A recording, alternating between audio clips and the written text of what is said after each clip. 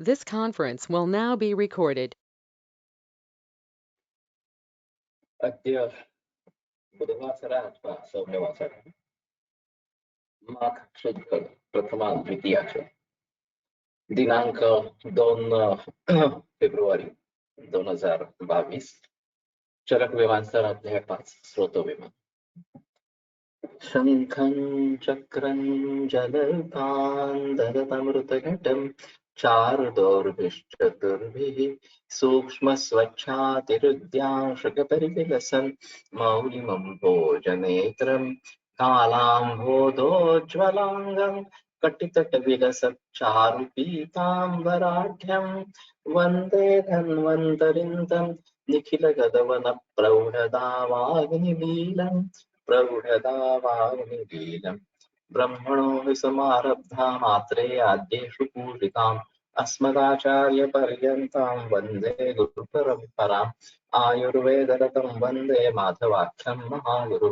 आयुर्वेदामृतं सर्वं शिष्येभ्यो यः प्रदत्तवान् द्रष्टा ज्ञानी दृष्टकर्मा कृतकर्मा तथैव च अध्यापको विश्वश्रेष्ठो महान् संशोधकस्तथा गुणैरेतैः समुदितैः यत्कार्यं प्रतनोति सः समृद्ध्यर्थं हि कार्यस्य वयं नु प्रयतामहे सरस्वत्यै नमो यस्याः प्रसादात् पुण्यकर्मभिः बुद्धिदर्पणसङ्क्रान्तं जगदध्यक्षं वीक्षते आत्रेयं प्रथमं वन्दे आयुर्वेदजगद्गुरुम् आयुर्वेदामृतं सर्वं गृहीत्वा हि सुरेश्वरात् अग्निवेशादिकेभ्यो यत् प्रयच्छत् मुनिसत्तमः प्रथमं तन्त्रकर्तारम् अग्निवेशं नमाम्यहम्।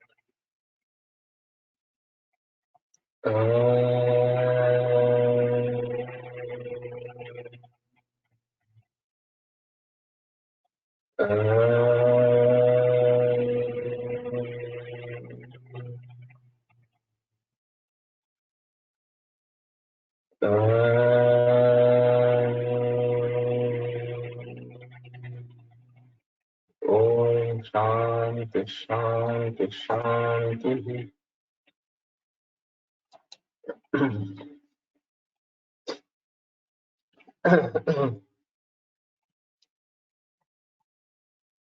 स्वेदवाहिनी दुष्यंती क्रोधशोक भयस्तथा कुष्ठ रोग में जैसे ये स्वेदा स्वेद विवरणता वगैरह इस प्रकार के लक्षण पूर्ण रूप में बताए गए, तो उनको ध्यान में रखते हुए ये भी एक कुष्ठ का हेतु होता है। स्वेद व स्रोतस अगर दुष्ट हो जाता है तो क्रोध शोक भय तथा क्रोध शोक और भय इनसे भी स्वेद व स्रोतस दुष्ट होता है। और खास करके कुछ व्यक्तियों में हाथ में या पैर में तलपांव तल हाथ में बहुत सारा पसीना आता रहता है और वो ज्यादातर मानसिक भावों से संबद्ध रहता है। जब भी गुस्सा हो जाता है, भय निर्माण होता है, तो इनको पसीना छूटने लगता है और वो इतनी बड़ी मात्रा में होता है कि उसके लिए कुछ इलाज करना बहुत जरूरी इस प्रकार का हो जाता है। तो ये क्रोधशोक भय तथा क्रोधशोक भय से भी इस प्रकार से स्वेदवा स्रोतस दुष्ट हो जाता है, तो ये देखना चाहिए। और शीतोष्ण अक्रम सेवन ये क्या है वास्तव में थोड़ा देखना पड़ेगा कि ऋतु के अनुसार शीतोष्ण क्रम क्या होगा ये थोड़ा निर्धारित करना पड़ेगा और फिर ये नहीं लेना है तो लेना है, इसके बारे में सोचना पड़ेगा। आहारश्च विहारश्च यस्यात् दोषगुणैः समः धातुभिर्विगुणश्चापि स्रोतसां स प्रदूषकः। एक महत्वपूर्ण श्लोक माना जाता है और ये और उसका आगे वाला श्लोक, ये दोनों इसके बारे में महत्वपूर्ण इस प्रकार के रहेंगे, लेकिन इसका एक्सप्लेनेशन इस प्रकार से हो ये इसके बारे में कहीं बहस इस प्रकार की नहीं है। जो आहार और विहार दोष गुणों से सम इस प्रकार का होगा, दोष गुणों जैसा होगा, लेकिन धातु से विगुण इस प्रकार का होगा। स्रोतसाम से प्रदूषका, वो स्रोतस को बिगाड़ने वाला इस प्रकार का समझना चाहिए। अभी यदेकस्य तदन्यस्य वर्धनक्षपणौषधम, ये आश्रयाश्रय भाव के बारे में बताया गया है। उत्तरास्थ स्थितो वायु पित्त स्वेद रक्त श्लेष्मा शेषेषु सर्वेषु, और आश्रयाश्रयणाम यथा यदेकस्य तदन्यस्य वर्धनक्षपणौषधम अस्ति मारुतयोर्नयोः प्रायो विद्यति श्लेष्मानुगता तस्मात् संशयस्य विपर्ययात् वायुनानुगतो अस्माच्च, इस प्रकार का वाग्भट में सूत्र आता है 11वें अध्याय। तो इसमें बात ऐसी है कि जनरली जो दोष को बढ़ावा देने वाला दोषों से समगुण इस प्रकार का होगा। वैसे देखा जाए तो आहार में षड्रसात्मक आहार है, और जो भी हम खाएंगे उससे कुछ ना कुछ तो दोष बढ़ेगा ही। मधुर खाएंगे तो कफ बढ़ेगा और वात पित्त का क्षय होगा। अम्ल ले लेंगे, लवण ले लेंगे तो कफ पित्त बढ़ेंगे, वात का क्षय होगा। इस प्रकार से तो दोषों से समगुण ये तो होने ही वाला है, इसमें कोई सही। लेकिन सिर्फ दोषों से समगुण होना इतना काफी नहीं है। धातुभिर विगुणश्चापि, धातुओं के साथ वो विगुण होना जरूरी है। अब धातुओं के साथ विगुण होना ये क्या बात है? वास्तव में थोड़ा सा ऐसा रहेगा कि जाठराग्नि द्वारा पहले पचन हो जाने पर धातुओं का निर्माण आगे शुरू होगा। आहार रस बनेगा, फिर रसादि धातु बनेंगे उससे। और वहां पे अगर ये पता चले कि ये धातुओं की वृद्धि करने के बजाय उनके विगुण रूप में रहते हैं, ये इसी प्रकार का वर्णन विरुद्धाहार में भी आता है। आहारश्च विहारश्च यस्य दोषगुणे समानः धातुभिः विगुणश्चापि ये तो ये श्लोक बताया मैंने। प्रत्यनीकतया स्थितं विरुद्धं तत् आहारस्य विहारश्च यस्य दोषगुणे समानः।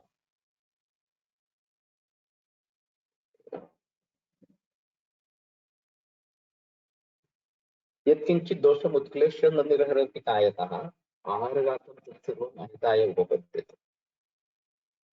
तो दोषों का उत्क्लेश करके उसको बाहर नहीं निकालने वाला, ये विरुद्धं तत् धातूनां प्रत्यनीकतया स्थितम्, वो धातुओं के प्रत्यनीक विरुद्ध बनकर शरीर में रह जाता है।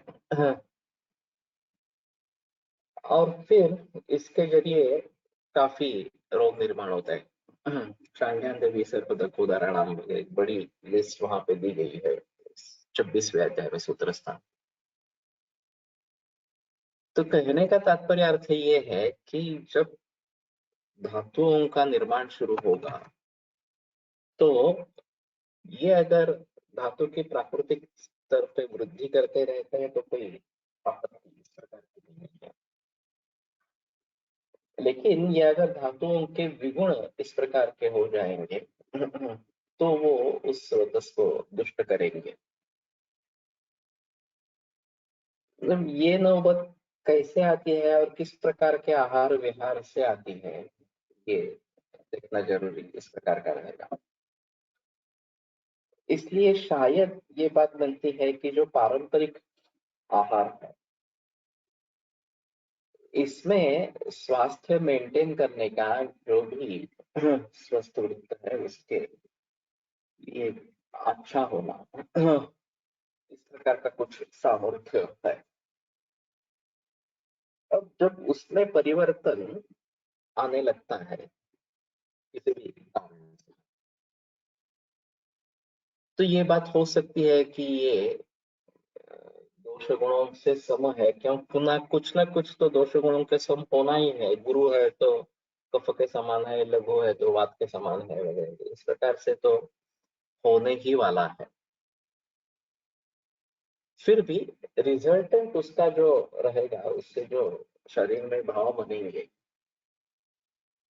वो अगर धातुओं के विपरीत धातुओं से विगुण इस प्रकार के बनते हैं तो ये स्रोतस की दृष्टि के लिए कारण हो जाते हैं। अब इसको कैसे समझेंगे? क्षयात् समानणात् रक्षात् व्यायामात् कृतस्य च रोगो बातें प्राणव स्रोतस के दृष्टि के कारण, रसोह स्रोतस के दृष्टि के कारण वगैरह वगैरह जो बताए गए हैं, उसके आधार पर थोड़ा कह सकते हैं कि इस प्रकार की उनकी गुरु शीत मत स्निग्ध मति मात्र समझता हूँ। गुरु शीत अति स्निग्ध वगैरह इस प्रकार के और अति मात्रा में सेवन करने से रसोह स्रोतस बिगड़ जाता है। चिंतानाम चाति चिंतनात् और चिंतानाम चाति चिंतन ये भी होता है। गुरु शीत अति स्निग्ध अति मात्रा ये सब कफ को बढ़ावा देने वाले इस प्रकार के हैं। फिर भी केवल कफ को बढ़ावा नहीं मिलता, कफ से समान गुण है, लेकिन उसके साथ में ही ये धातुओं के प्रत्येक इस प्रकार के स्थित हो जाते हैं, विगुण रहते हैं,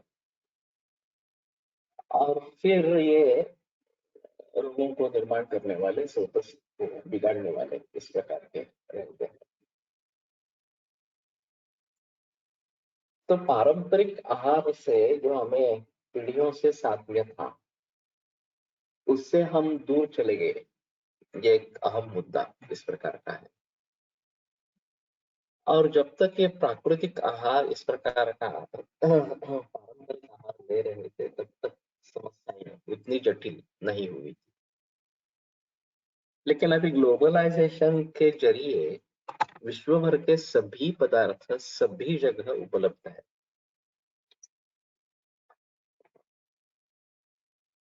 और भिन्न रुचि लोग रहते हैं, कुछ कवि रहते हैं जिनको विभिन्न प्रकार से पदार्थों का सेवन अच्छा लगता है, ढूंढते रहते हैं कि कहाँ क्या अच्छा मिलता है और मैं वो खाऊं इस प्रकार से। और फिर उसको कैसे पचाना है इसके बारे में शरीर को कुछ मालूम नहीं है, तो गड़बड़ हो जाती है। फिर भी अगर अग्नि अच्छा है तो कैसे किसी ना किसी तरीके से उसको पचा लेता है। फिर भी ये जाठराग्नि के स्तर पर हुआ, आगे भूताग्नि और धात्वाग्नि के स्तर पर क्या स्थिति रहेगी? और वहां पे अगर उसको पचा नहीं पाएंगे तो ये धातुओं के विपरीत बनते हैं, वहां पे रह जाएंगे इस प्रकार से। और फिर मौका मिलते ही एक तो दोषों के गुण के समान है तो दोष बढ़ाएंगे ही, और दोष वैषम्य ही व्याधि है तो रोग निर्माण करते रहेंगे। अभी सभी तरीके की जो एलर्जीज है वो शायद इसका नतीजा है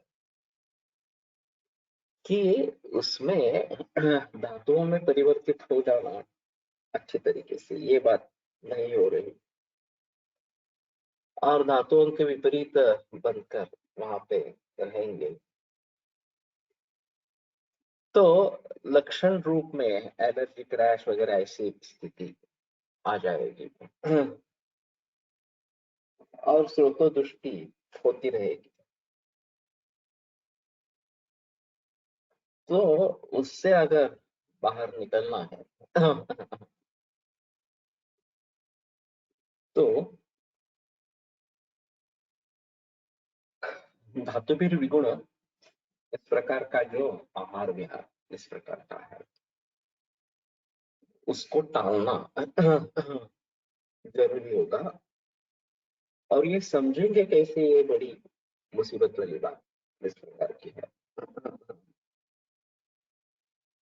ये धातुओं के विगुण इस प्रकार के बनते रहेगा, ये तो कार्यानुमेय इस प्रकार का कार्य किस प्रकार का हो रहा है, तो अरे स्वास्थ्य नहीं बन रहा तो ये शायद धातुओं से विगुण रह रहा है इस प्रकार से। और सूत्र स्थान में भी एक दूसरा अजीब सूत्र आया है कि वध्यत्व जो है वो असात्विक के बिना होता ही नहीं है। तो ये जब मैंने एक छात्र से सुना, रेफरेंस देखा तो वैसा ही रेफरेंस है कि असात्म के बिना वंध्यत्व होता ही नहीं है इस प्रकार से। तो सात्म्य से बहुत सारी चीजें जुड़ी हुई है, और सात्म्य ये अच्छी चीजों का और बुरी चीजों का दोनों तरीके से हो सकता है। जब पहले तंबाकू खाते हैं या सिगरेट पीते हैं तो तकलीफ होती है, फिर उसकी आदत बन जाती है, आगे तकलीफ नहीं होती इस प्रकार से, तुरंत जो तकलीफ होती है वो तो नहीं होती है इस प्रकार से। लेकिन ये मतलब नहीं रहा कि तकलीफ नहीं हो रही है तो तंबाकू अच्छी है, ये तो नहीं बता सकते। तो उसी प्रकार से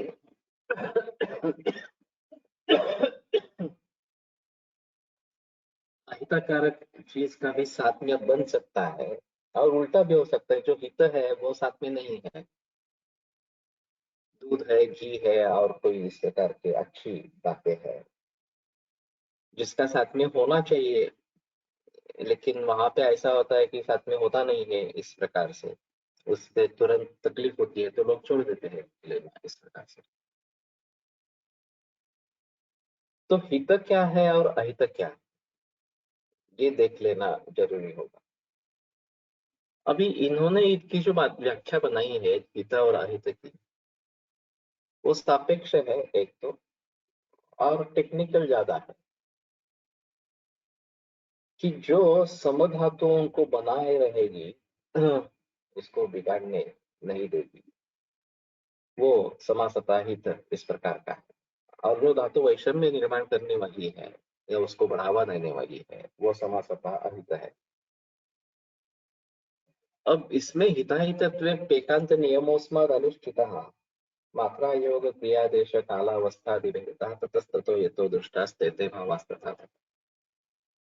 मात्रा योग क्रियादेश काल अवस्था के अनुसार भावों में परिवर्तन आ जाता है, जो हित है वो अहित बन जाती है, जो अहित है वो हित बन जाती है।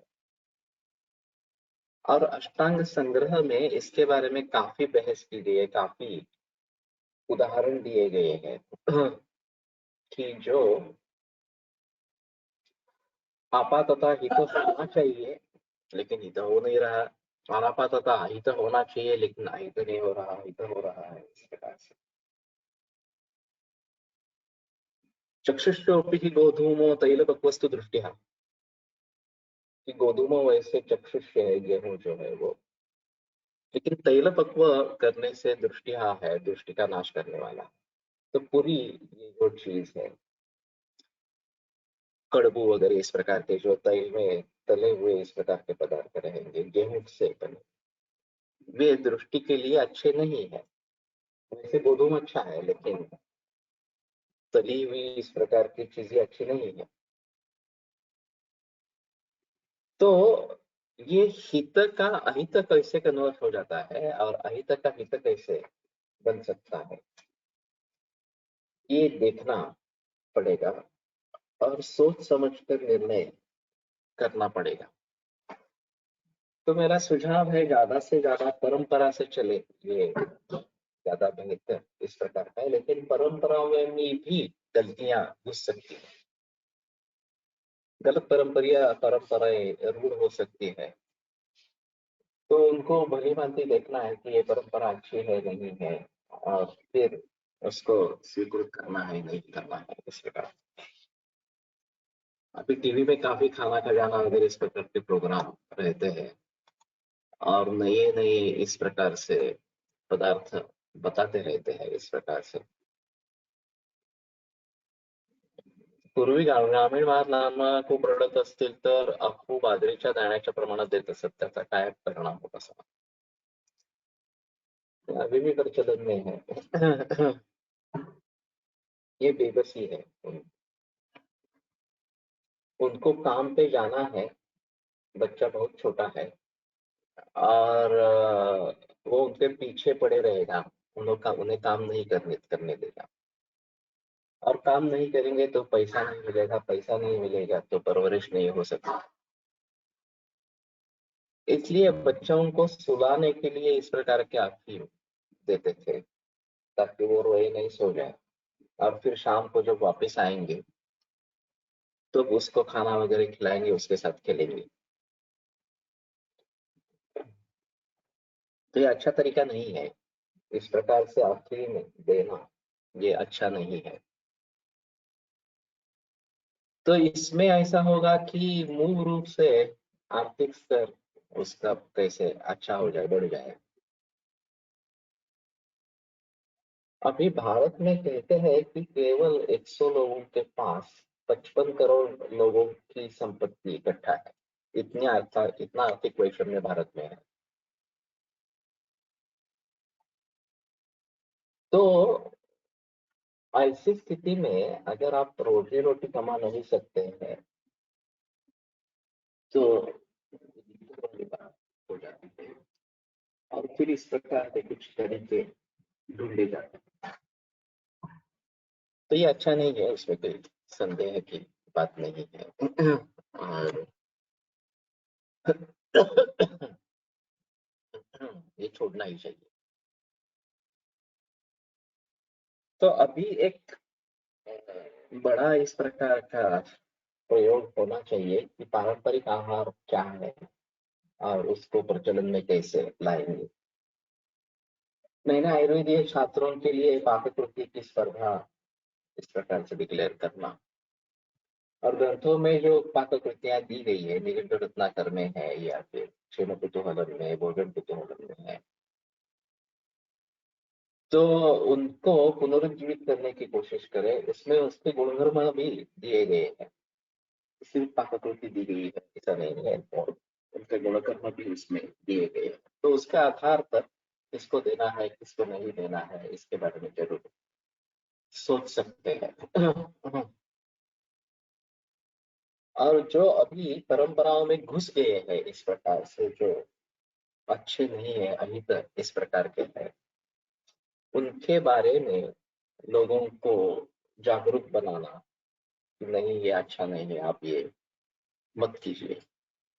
ज्यादातर ऐसा होता है कि ये खाना खजाना वाले जो प्रोग्राम है उसमें से कुछ ही पदार्थ टिक पाते हैं, बाकी तो चले जाते हैं, एक दो बार कर लेते हैं और फिर छोड़ देते हैं इस प्रकार से। लेकिन वास्तव में ऐसा रहेगा कि इनका भली भांति अगर प्रयोग करना है तो बहुत सोच समझ के करना पड़ेगा, और सही रहेगा नहीं रहेगा ये थोड़ा देखना इस प्रकार पड़ेगा। अति प्रवृत्ति संगो वा शिराणां ग्रंथयोऽपि वा विमार्गगमनं चापि स्रोतसां दृष्टि लक्षण। ये भी महत्वपूर्ण श्लोक माना जाता है, और उसका प्रैक्टिकल उदाहरण कैसे देखेंगे ये काफी मुश्किल इस प्रकार की है। अति प्रवृत्ति होना किसी भाव, चाहे मूत्र है, पुरुष है, शुक्र है वगैरह, जो इस प्रकार से बाहर निकलने वाले भाव है, ये समझ सकते हैं। अतिसार इस प्रकार का हो गया, मूत्रातिसार इस प्रकार का हो गया, तो ये अति प्रवृत्ति है। संग तो देखा ही जाता है कि कॉन्स्टिपेशन हो गया, मूत्र निग्रह इस प्रकार का हो गया, वायु का इस प्रकार का संग हो गया, ये भी देखते हैं। शिराणां ग्रंथयों की बात, ये बड़ा अजीब माहौल है। शिराओं की ग्रंथि ये क्या होता है? और ग्रंथि का निर्माण होना यानी कि कुछ भाव पदार्थ वहां पे आकर जम जाते हैं और फिर उसको ग्रंथि जैसा स्वरूप प्राप्त हो जाता है। अब खास करके सिर्फ शिराओं के ग्रंथि के बारे में कैसे बताया गया है? ग्रंथि अर्बुद अपक्षी वगैरह इसके बारे में आगे उत्तर स्थान में अध्याय है। शिरा ग्रंथ नवे तो ये एकदम साहचरण इस प्रकार का भी, शिरा ग्रंथ अगर नया है तो साहचरण पीने के लिए बताया गया है इस प्रकार से। लेकिन शिराओं में ग्रंथि कैसे देख कर पड़ा? ये काफी मुश्किल इस प्रकार का होता है। ये बहुत कम नर दिखते हैं कि जिनकी सिराओं में कुछ इस प्रकार का ग्रंथी दिखाई देता है. देश स्थलांतर केलेल्या लोकांनी काय करावे? 7 चालू ठेवावे का बदलावे? देश के अनुसार बदलना ही चाहिए. अब यहाँ से कोई साउथ में जाकर रहता है और वहाँ इडली डोसा नहीं खाता है तो उसकी तबीयत बिगड़ जाएगी. और साउथ से यहाँ कोई महाराष्ट्र में आता है और उसकी इडली डोसा चालू होता है तो उसकी भी तबीयत बिगड़ जाएगी. तो देश का जो सामने है वो तो सभी को देखना ही है. कर्म से दूर करे, कर्म से नया जो साथ में है वो सेवन करिए, अच्छा है. शिरानाम म्हणजे शिरांमध्ये की शिरांच्या सप्तमी आहे की षष्ठी? षष्ठी है.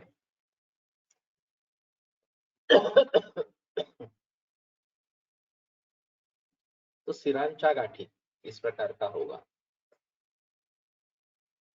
तो सिराओं में अगर आता सिरासु इस प्रकार की सप्तमी होती, लेकिन ये षष्ठी है, उसमें कोई संदेह नहीं. तो सिराओं का ही ग्रंथि बन जाए इस प्रकार से, तो उसमें ऐसा होता है कि जो भाव बह रहे हैं सिराओं से, वो अगर बहने क्षम नहीं रहेंगे तो कहीं इकट्ठा जमा होना आरंभ होता है. और सिराओं में ही इस प्रकार से अगर हो जाता है तो सिराओं की ग्रंथि इस प्रकार के बन जाएंगे. और फिर जो बाकी भाव वहां पे बह रहे हैं उनमें तकलीफ होगी. तो ऐसी स्थिति में स्रोतोरोध इस प्रकार का हो जाएगा. अब ये सिर्फ सिराओं के बारे में क्यों बताया ये पता नहीं चल रहा. शायद रक्त व स्रोत से सभी का संबंध है ये बताने के लिए होगा थोड़ा सा. और सिराओं से रक्त का वहन होता रहता है तो ये इस प्रकार से ग्रंथि निर्माण करने का सामर्थ्य रक्त में है. रक्त व स्रोत से दृष्टि हो जाती है तो वहां पे होगा. यहाँ पर एक लक्षण स्पेशल ऐसा है या ये सभी लक्षण जनरली सभी स्रोत के ऐसा है.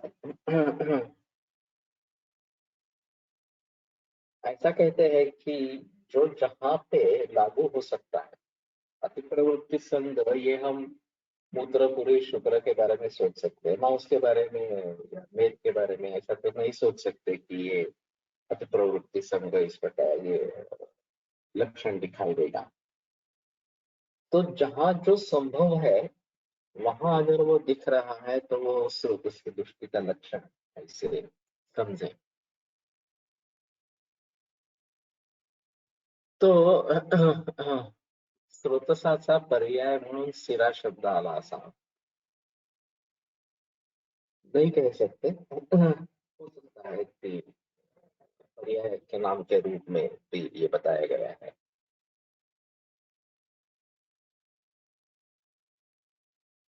सुश्रुताचार्य ने स्रोतस्थ विज्ञेय सिरा धमनी वर्जित, स्पेसिफिकली कहा गया है कि सिरा और धमनी छोड़कर मूलाधार अंतरंग देह प्रसूतन तो अभिवाह्य मूल आकाश से पूरे शरीर में जो फैलता है अंदर की तरफ वो स्रोत कहलाता है. सिरा और धमनी इनको छोड़कर. तो सिराणाम ग्रंथियों की सिराओं के ग्रंथि ये क्यों बताया? तो मैं काफी वर्षों से इसके बारे में सोच रहा हूँ. अच्छा समाधानकारक उत्तर नहीं मिल रहा है इस सभी के बारे में. अब सिर्फ सिराओं के ही ग्रंथि क्यों, बाकी भी ग्रंथि इस प्रकार से हो सकते हैं. आप समझेंगे कैसे? ये ऊपर त्वचा से अगर दिख सके हमें त्वचा से तो ठीक है, अलग बात है. लेकिन अगर दिखेंगे नहीं तो उनको कैसे समझेंगे, ये दूसरी बात। धातुवीर सॉरी विमार्गगमनम चाप, और ऊपर वावा है अतिप्रवृत्ति संघावा। एक तो अतिप्रवृत्ति में या संघ होगा, अतिसार में शुरू में संघ और बाद में अतिप्रवृत्ति, ये दोनों होते हैं। अतिसार का पहला लक्षण मलावस्तंभ इस प्रकार का है, संचय होता रहता है और फिर बाहर निकल आता है इस प्रकार से। सिराना ग्रंथि होती वहां, हाँ, इस वा का मतलब कहाँ से कैसे ले लेंगे कि अतिप्रवृत्ति संघ होगा या सिराओं में ग्रंथि होगा, इस प्रकार से।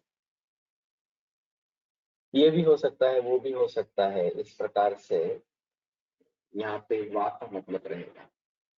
लेकिन विमान में जब हम चाहती, वहां च है, वाम,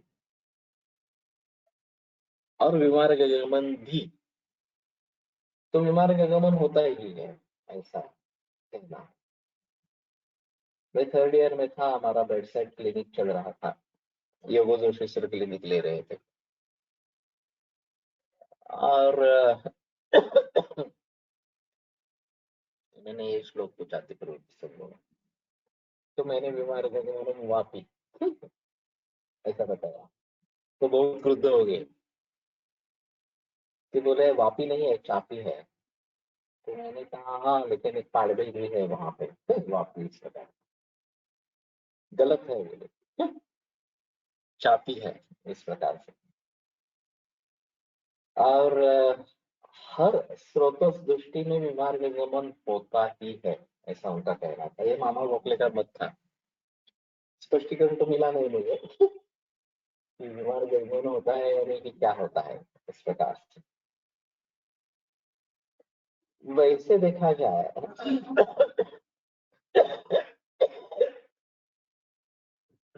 विमार्ग तो वह गमनम स्रोतसाम दृष्टि लक्षण, ये मेरे पाठांतर में था।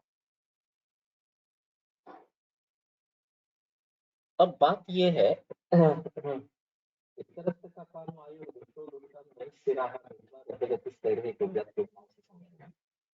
ये शोध की जो संपत्ति बताई कि दुष्ट वायु पित्त रक्त और कफ को लेकर बहिस्सिराहा निकला, सिराओं के बाहर लेके जाकर कहीं पे संचित कर देता है उच्छेदन संगतम शोकम, तो माहौल नीचे आ देता है, और नीचे के कारण इसको उच्छेद संगत शोक इस प्रकार। तो यहाँ विमार्ग गमन के बारे में स्पष्ट निर्देश कि जो उसका मूल मार्ग है, उस मार्ग को छोड़कर जो उसका मार्ग है नहीं, वहां पे कहीं जा रहा है, तो सिरा उसका मूल मार्ग है। सिरा को छोड़कर उससे बाहर आकर वो रुक जाता है कहीं पे, तो ये विमार्ग गमन इस प्रकार का कहलाया जाएगा। विमार्ग गमन स्रोतसातून वाहणारा भाव पदार्थाचे होते की अन्य काही अर्थ अपेक्षित असं आहे। वैसे जो बहने वाला भाव है, उसी के बारे में भी मार्ग गमन इस प्रकार का होगा। और इसमें लॉजिकली देखने की कोशिश करेंगे कि कहीं अवरोध इस प्रकार का हो गया है, ल्यूमेन कम हो गया है, जो अंदर का हो गया, फोर्स ही ज्यादा है पीछे उसके,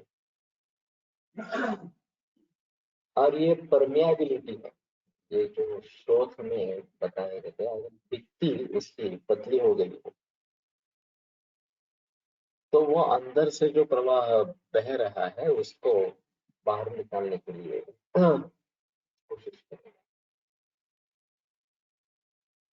तो काफी इसमें मुद्दे उठ सकते हैं। अब ब्लड प्रेशर की संप्राप्ति के बारे में जब सोचा जाता है कि exerted pressure exerted by blood on the vessels, तो रक्त प्रमाण में अगर बढ़ जाता है तो उसका प्रेशर बढ़ जाता है, उसका पीछे फोर्स अगर बढ़ जाता है तो भी प्रेशर बढ़ जाता है। ये भित्तियों का संकोच अगर इस प्रकार का हो जाता है या ल्यूमेन कम हो जाता है, आम और कफ मेद इस प्रकार के अंदर संचित होते हैं, तो भी ब्लड प्रेशर इस प्रकार का बढ़ जाता है। तो कहने का तात्पर्य अर्थ ये है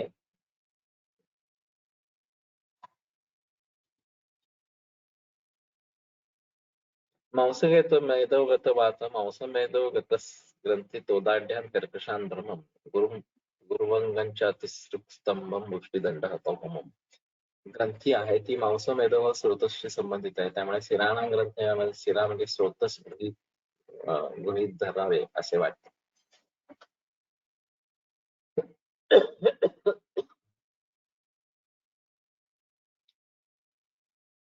थोड़ी देर तक इस प्रकार से कर सकते हैं, लेकिन सिरा का ही स्पष्ट रूप से निर्देश है, ये हमारे लिए एक अहम मुद्दा इस प्रकार का रहेगा।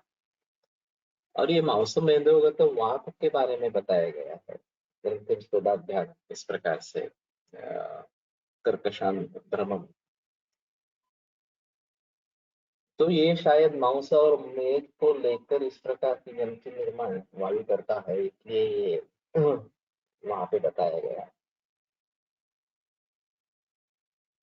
लेकिन ये सामान्य रूप से स्रोतस के दृष्टि का हेतु, दृष्टि का लक्षण जो बताया गया है शिराण ग्रंथि, वो ज्यादा व्यापक इस प्रकार का थोड़ा सा रहेगा। षटक्रिया काल मधील प्रसरण सोबत कंपेयर करता येईल।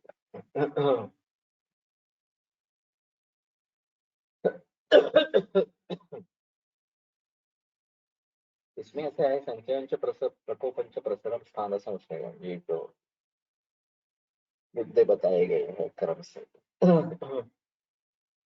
तो दोष इतने बढ़ जाते हैं अपनी अपनी जगह पे कि वहां समा नहीं सकते, तो वो अपना स्थान छोड़कर दूसरी जगह फैलने लगते हैं। इसको प्रसरण इस प्रकार का कहा गया है। जैसे मैंने रक्त बढ़ गया, प्रमाण से बढ़ गया इस प्रकार से, और फिर ब्लड प्रेशर बढ़ गया, ये बात होती है, क्योंकि इससे द्वारा एग्जर्ट किया जाने वाला प्रेशर है वो भी बढ़ जाता है।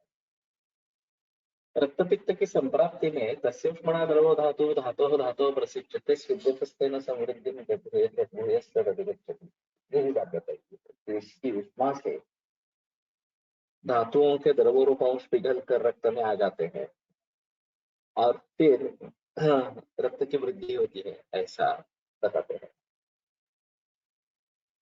तो रक्त खुद भी अपने कारणों से बढ़ जाता है, ये बात पॉसिबल है। दूसरे धातुओं के अंश उसमें आकर फिर वो बढ़ जाता है, ये भी एक बात पॉसिबल इस प्रकार की। इसी प्रकार से कोई भी भाव अगर मात्रा से बढ़ गया किस भी स्रोत से इस प्रकार, तो विमार्ग गमन होने के चांसेस ज्यादा इस प्रकार के रहेंगे।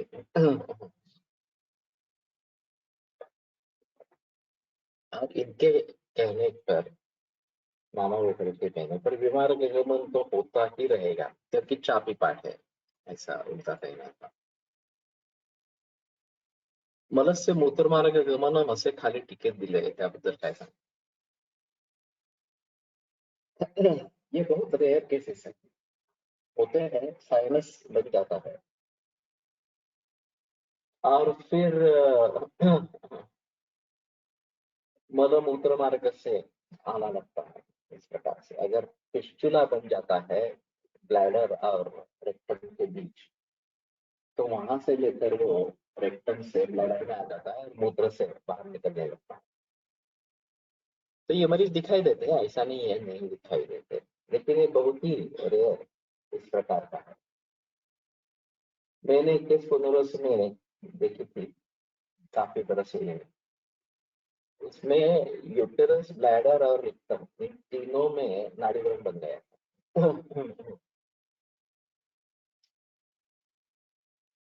और ये काफी मुश्किल इस प्रकार की केस थी। और ओरिजिनल कैंसर था, ब्लैडर कैंसर, मेरे ख्याल में रेक्टम का कैंसर था। फिर एलोपैथी में ओपिनियन ले लिया गया, तो उन्होंने पहले कहा कि हम अभी पहले कोलोस्टोमी करेंगे, ताकि वहां से जो आ रहा है इसमें ब्लैडर और यूटेरस, वो पहले बंद करवाएं, और वो ठीक होने के बाद इस ब्लैडर को देखेंगे कैसे करना है, क्या करना है। और फिर गर्भाशय के बारे में सोचेंगे कि गर्भाशय निकाल देना, दे सकते हैं नहीं दे सकते हैं वगैरह। काफी मुश्किल केस थी, मेरे पास रही नहीं, एलोपैथी में चले गए आगे। तो ये बात हो सकती है कि इस प्रकार से नाड़ीवरण बनेंगे, आभ्यंतर नाड़ीवरण इस प्रकार से बनेंगे। अपेंडिक्स के ऑपरेशन के बाद भी इस प्रकार के कभी होते हैं।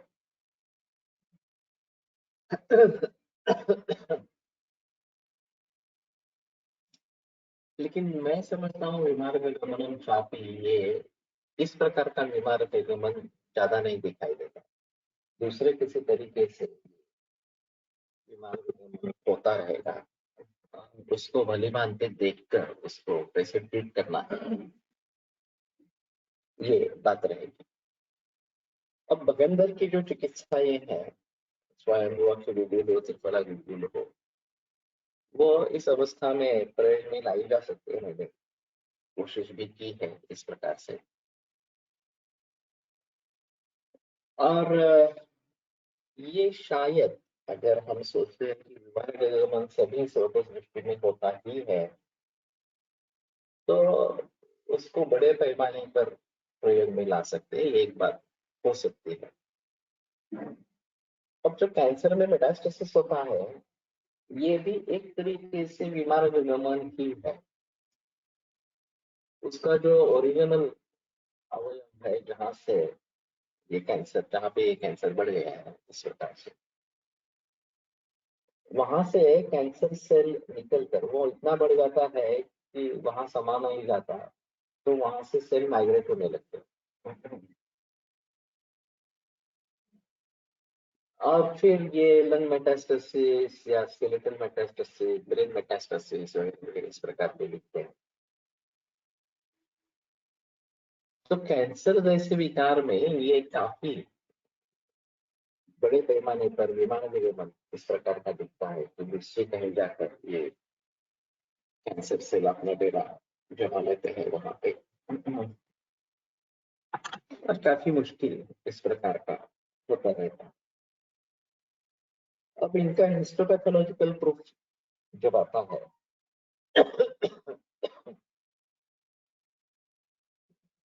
तो उसमें ये ओरिजिनल है या मेटास्टेटिक है, ये बताते हैं। तो अगर मेटास्टेटिक है तो ओरिजिनल कहीं अलग इस प्रकार का होगा। और उसमें भी बता सकते हैं कि ये लंग से ओरिजिन शुरू हो गया होगा और अभी यहाँ पे मेटास्टेसिस हो गया है इस प्रकार से, या वाइस वर्सा, तो कोलन में पहले निर्माण हुआ है फिर लंग में चला गया इस प्रकार से। तो ये स्रोत दृष्टि के लक्षण के बारे में हो सकता है। अब ये अगर अहम मुद्दा है बीमार गमन इस प्रकार का,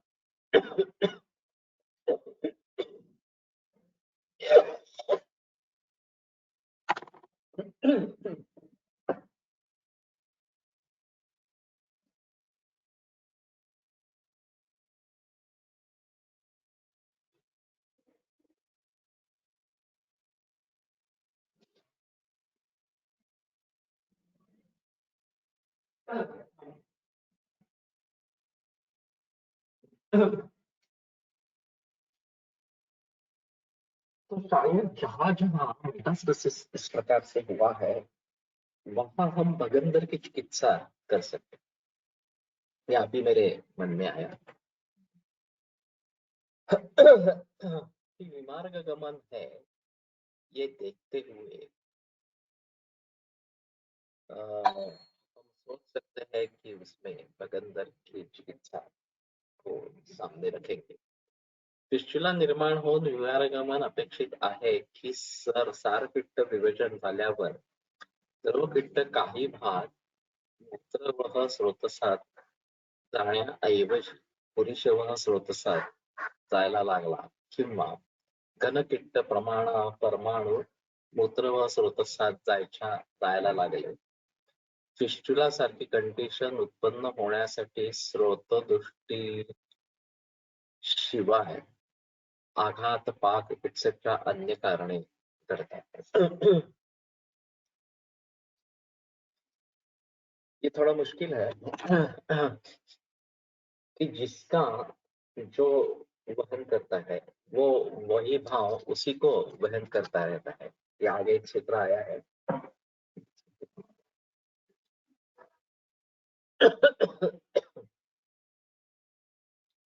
वो दूसरे से अलग इस प्रकार का होता है. अब बात ये रहेगी कि सारा पित्त विभाजन हो गया. सारा भाग जो है वो इसके आहार रस के रूप में परिणत होकर कार्य.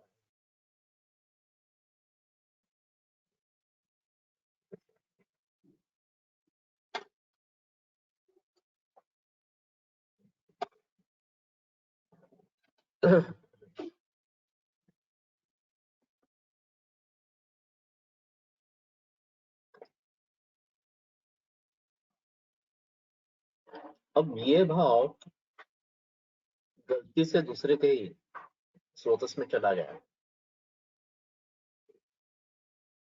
ये थोड़ा मुश्किल लगता है.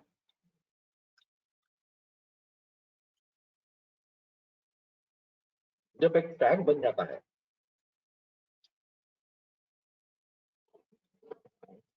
तो शायद ये बात हो सकती है. अब मेटास्टेसिस के बारे में एलोपैथी में किस प्रकार का वर्णन है थोड़ा देखना पड़ेगा कि मेटास्टेसिस क्यों और कैसे होता है. इस प्रकार से आघात पाक ये बात हो सकती है. अगर पाक इस प्रकार का हो गया तो फिर ये परमेबिलिटी से आ गई. ये बात हो सकती है कि दूसरे में घुस जाने की क्षमता इस प्रकार से. लेकिन ज्यादातर वो वहीं पे इतने बढ़ जाते हैं कि वहां समा नहीं जाते. तो शरीर खुद कोशिश करने लगता है कि उसको दूसरी किसी जगह और भेजे. वहां पे जाकर वहां पर नई कॉलोनी निर्माण करना आरंभ कर देता है. और फिर मेटास्टेसिस हो गया. इस प्रकार से बताते हैं.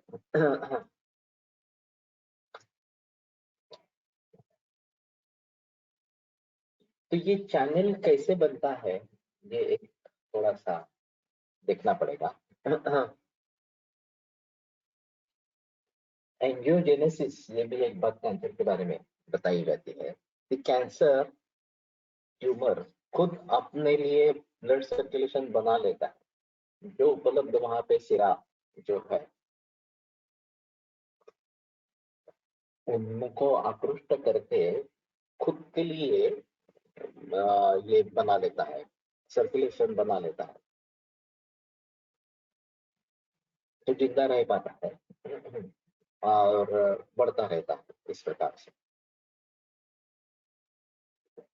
और अगर उसको इससे रोका जाए तो मरने लगता है. अभी कैंसर के बारे में एक फास्टिंग थ्योरी है कि लंघन करे इस प्रकार से. तो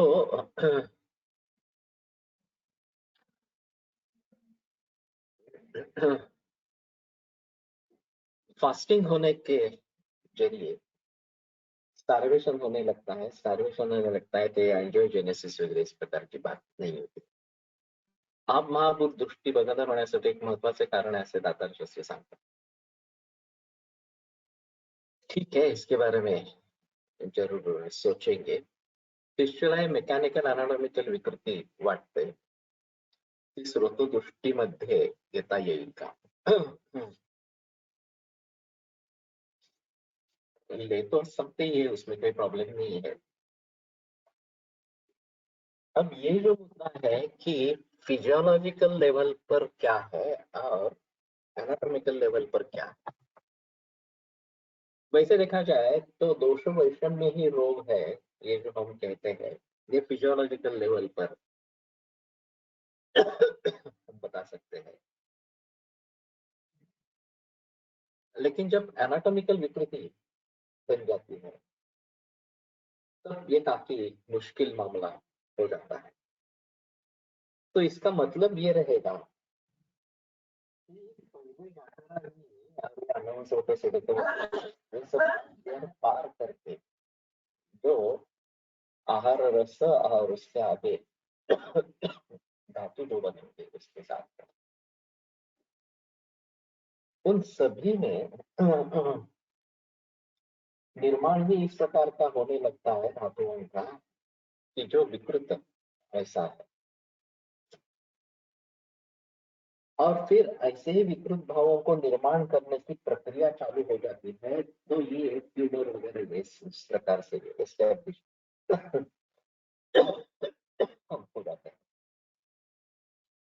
अब उनको रिवर्ट रिवर्ट जो करना है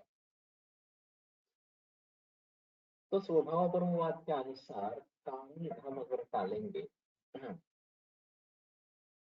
तो इनका जो पोषण होता रहता है वो नहीं होगा और धीरे धीरे अपने अपने उसका क्षय होता रहेगा और रिवर्ट करते. ये पॉसिबल है, ऐसा नहीं है कि ये पॉसिबल नहीं है. इस प्रकार से मेरे पास की पहली केस जो हमारी हुई थी जबकि सर्जरी के लिए ओपन कर गया और गॉल ब्लैडर में ओरिजिनल और लिवर और कोलन में मेटास्टेसिस इस प्रकार का था. और ब्यूटी फैला था, कॉलीफ्लावर ग्रोथ सभी दिख रही थी इस प्रकार से. तो कुछ भी पॉसिबल नहीं है करके फ्यूचर बैक कर दिया और टेस्ट छोड़ दिया. केवल लीड पे रखा, वो सुधर के गए. बाद में सोनोग्राफी में कुछ भी पता नहीं चला, कुछ भी नहीं था. पहले जब सोनोग्राफी हुई थी नया नया मशीन था रुबिया सोनोग्राफी. तो कुछ ट्यूमर है ऐसा पता चला, ओपन करने पर इस प्रकार के ट्यूमर का पता चला. और बाद में 5 बरस के बाद जो सोनोग्राफियां हुई इसमें कुछ भी नहीं निकल आ रहा था, वो छोड़ दिया. नानल सर के भी पास इसी प्रकार की केस थी. बायोप्सी उसमें भी नहीं की गई थी. और अरुण किधरे सोनोलॉजिस्ट थे जो जाने माने सोनोलॉजिस्ट इस प्रकार के थे. वो हर महीने सोनोग्राफी करवाता था और वो ट्यूमर कम होते हुए दिखना नहीं ऐसा हो गया. फिर भी वो करता रहा. फिर नानल सर ने फिर मेरे लोगों ने क्या बता दिया, आप छोड़ दो, तुम ठीक हो गए हो, ट्यूमर नहीं है फिर तुम्हारे शरीर में इस प्रकार. ये कहाँ गया, एनाटॉमिकल था. पहले स्पष्ट रूप से दिखाई दे रहा था, धीरे धीरे कम होता गया और पूरा निकल गया इस प्रकार से. अब हमारे पास इसके रिकॉर्ड्स होने चाहिए. मैं तो मुझे तो मालूम नहीं था उस समय में ये सभी सोनोग्राफी के रिकॉर्ड्स रखने चाहिए इस प्रकार से. तो एनाटॉमिकल अगर चेंजेस हो जाते हैं तो ये गंभीर मामला है. शुरुआत तो हमारे व्याघ्राग्नि से ही होगी. परहेज रखेंगे और जो इस प्रकार के कैंसर को बढ़ावा देने वाले कारण हैं उन सभी को टालेंगे. ऐसी अगर स्थिति होगी तो फिर ये बदलने लगेगा इस प्रकार से और धीरे धीरे कम होता जाएगा. तो तात्पर्य अर्थ ये है कि इस प्रकार से विमार्ग गमन हो सकता है, इसमें कोई संदेह है नहीं है. कैंसर के बारे में ये स्पष्ट रूप से दिखाई देता है जब हम मेटास्टेसिस देखते हैं. तो अगर भगंदर की दवाइयों में ये सामर्थ्य है कि इस विमार्गगमन को कम करे, दूर करे इस प्रकार से, तो शायद कैंसर के मेटास्टेसिस में ये दवाइयों का प्रयोग हो सकता है। मैं अभी देखूंगा स्वयंभुआ के गुलगुल ज्यादा अच्छा है थोड़ा सा। उनको इस प्रकार से सोचेंगे। अभी जनरली स्वयंभुआ के गुलगुल भगंदर प्रयोग में लाया जाता है, और भगंदर के केसेस कम रहते हैं फिर भी।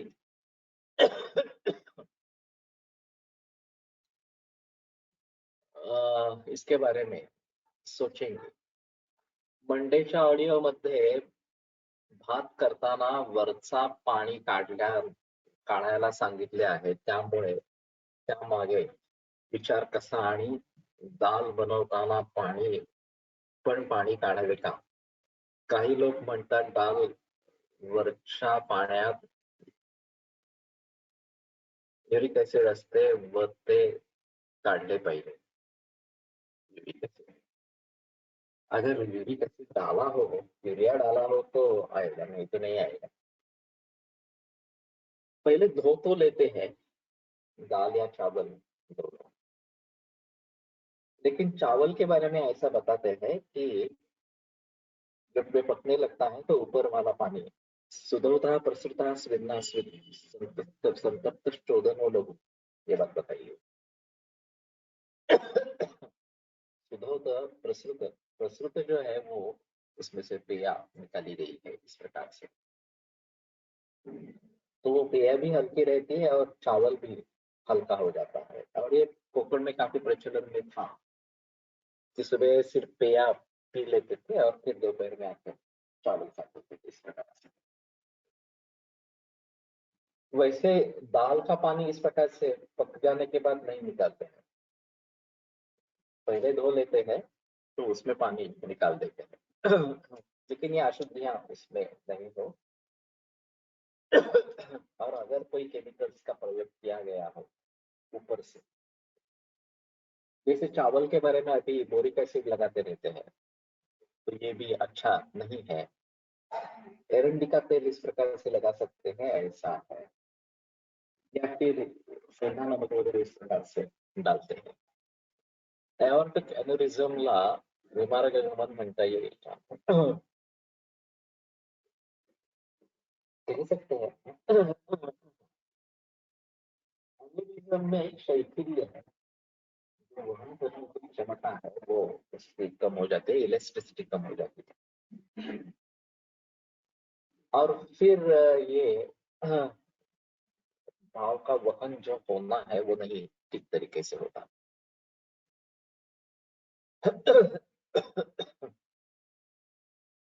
तो कहने का तात्पर्य आपसे ये है कि मार्ग गमन को हम जरा भली भांति सोचेंगे।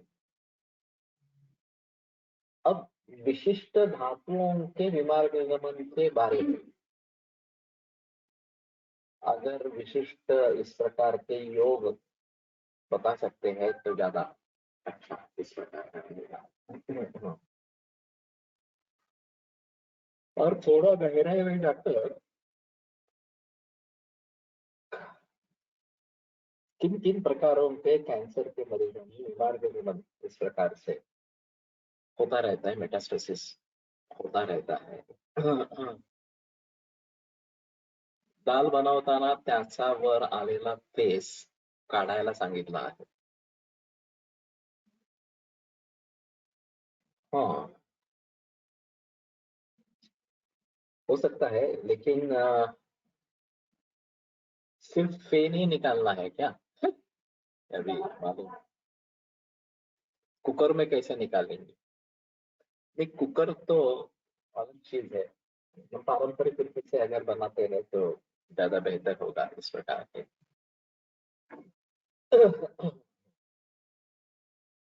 अब इसमें थोड़ा सा ऐसा देखना पड़ेगा कि पारंपरिक पद्धतियां जो हैं वो लोगों के सामने लाए कि इस प्रकार से परंपरा से रेफरेंस का है। ये शायद परंपरा से ही होगा, डायरेक्ट रेफरेंस मौका मिलेगा तो नहीं लगता मुझे। तो परंपराओं को ध्यान में रखते हुए थोड़ा देखेंगे तो अच्छा इस प्रकार का तो ठीक है। ये मेरे लिए आज का सबसे बड़ा अच्छा मुद्दा है, ये मार्गगमन का। और अगर कैंसर है, हम इसके लिए कुछ अलगता से सोच सकेंगे मेटास्टेसिस के बारे में, तो ये हमारी लिए बड़ी कामयाबी होगी। देखते हैं। आयुर्वेद प्रकांडो निगदित इह शल्यतंत्र प्रधानः शिष्येभ्यः शाश्वतोऽयं निखिल जनकृपा व्याप्त चित्तेन येन आयुर्वेदस्य वाञ्छन् पुनरपि भुवने ताञ्च सुष्ठु प्रतिष्ठाम् श्रेष्ठं धन्वन्तरिं तं प्रणमति च सदा वैद्यवर्गो हि नूनम् वैद्यवर्गो हि नूनम्। भूचक्र नाम से है ग्रंथों में, लेकिन उसके बारे में बताना मुश्किल है। अभी काफी नई नई वैरायटी उसमें आ गई है। उसमें जहरीले और नॉर्मल ये दोनों है, तो देख के करना पड़ेगा कि अच्छी है नहीं है इस प्रकार से।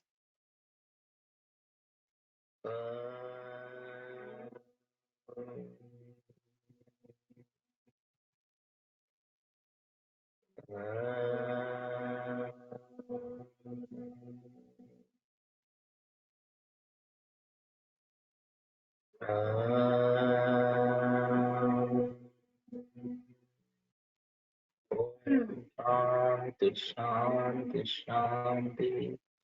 विरम्यते व्याख्यान श्वः पुनः